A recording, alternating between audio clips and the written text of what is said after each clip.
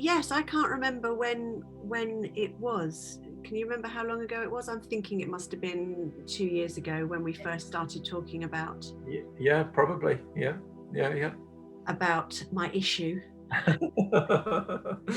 Which, I mean, it's quite amazing, really. I still, I tell people about it all the time because I still can't quite get over it, And just to kind of to recap, I must have been 51, 52 at the time, and I was a secret thumb sucker, and I wasn't proud of it as such, but I wasn't terribly embarrassed. I would suck my thumb in all sorts of circumstances. Yeah. But I had got to the point where it was starting to bother me. My nail in particular, because my nail was weak and split and it just looked ugly. But it was more about the fact that I couldn't really control it. I think it was that. And I had on many occasions sort of thought to myself, right, New Year's resolution, I want to be thumb free, if you like. I want to not, but I actually really enjoyed sucking my thumb, and I wouldn't really apologize about it. It gave me comfort, and when I was tired, then my thumb would go in. If I was in the car, if I was sitting at the table watching television, it didn't really matter where it was. If I could get my thumb in my mouth, then I would.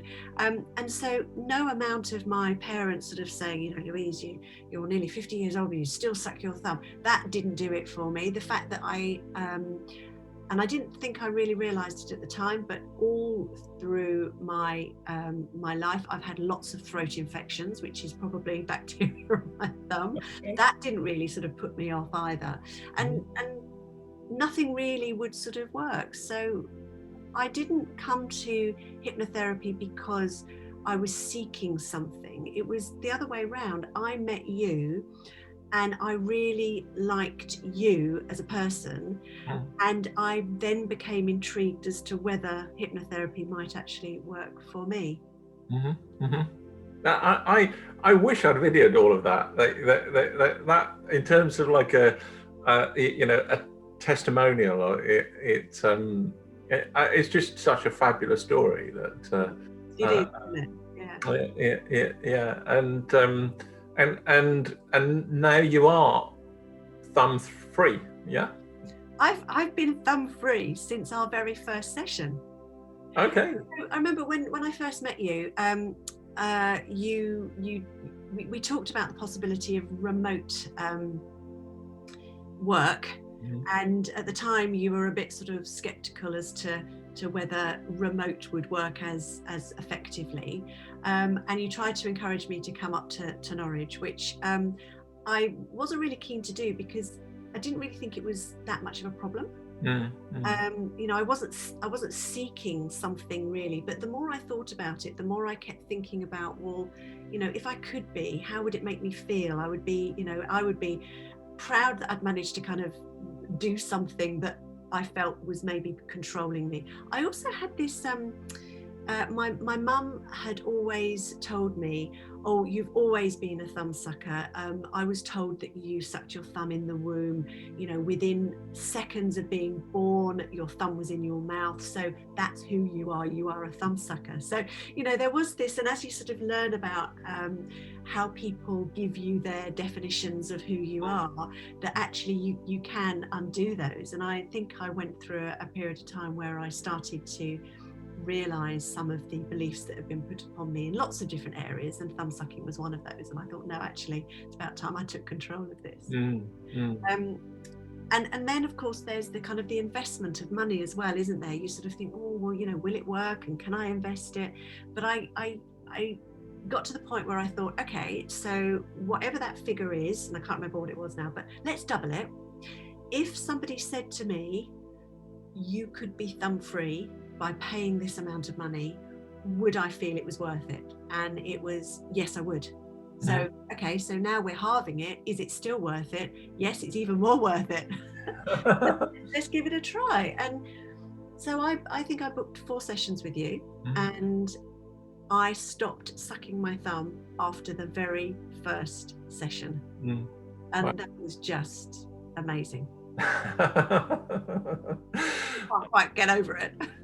Yeah, I didn't realize I didn't believe at the time how good I am. Yeah. Because for me, it was in the sort of, in the early days of being a hypnotherapist, and I've had some wonderful successes with people, and you were probably one of the very first people who I worked with online.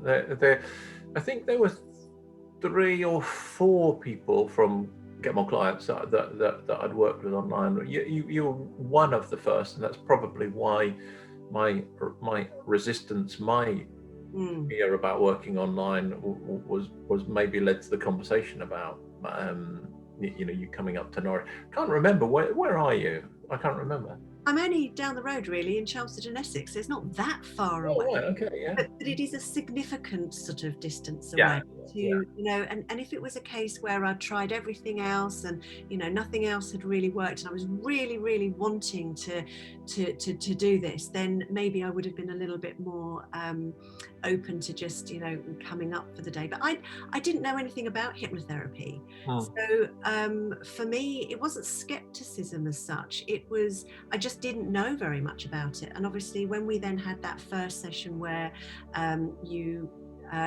this was before I committed to anything, and you took me through a process, and I understood the subconscious and how that worked, it just made me more sort of intrigued to know a bit more, and then wanted to know whether actually it could work for me. And it was weird how I just stopped wanting to suck my thumb. It didn't even, it wasn't a case of it went up to my mouth and I went, oh no, I can't do that anymore. It was just, it just didn't happen. It was magic. I have been called Harry Potter before. I'm really pleased. I'm overjoyed for you. For obviously to have that significant effect on you. I'm really pleased. So yeah, well done, proud of you.